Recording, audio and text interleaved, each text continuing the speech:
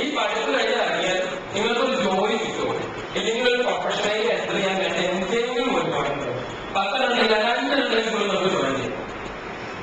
At least ഒരു communication skilling ഇതൊന്നുമില്ലാതെയാണ് നമ്മുടെ professional കുട്ടികൾ കൊടുക്കുന്നത്.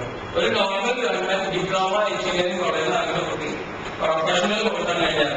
പക്ഷെ അവരെ എവിടെയാണ് നടത്തിയത്? നമ്മുടെ ഇടയ്ക്ക് നമുക്ക് തന്നെ ഈസിയർ ആയിട്ട് ഫൈൻഡ് ഔട്ട് ചെയ്യുന്നത് ഒരുപാട് പഠിച്ചിട്ടുണ്ട്. സോ എന്തായാലും ഞാൻ പറഞ്ഞ ടോപ്പിക്സ് നിങ്ങൾ എല്ലാവർക്കും മനസ്സിലാക്കി തരുന്നു. കുറച്ച് പേര് ലേറ്റായിട്ട് വന്നിട്ടുണ്ട്. അവർക്ക് ആ ഒരു കോഴ്സ് അവിടെ നിന്ന് കൊണ്ട് വന്നിട്ടായിരുന്നു. എനിക്ക് അവർ ബാക്കി കൗൺസിലേഴ്സ് അവർ പ്രൊവൈഡ് ചെയ്തത്. അപ്പൊ ഞാൻ പറഞ്ഞ പ്രോഗ്രാം ഐഡിയസ് എന്നുള്ള ടോപ്പിക്കിനെ ഞാൻ വിട്ടു.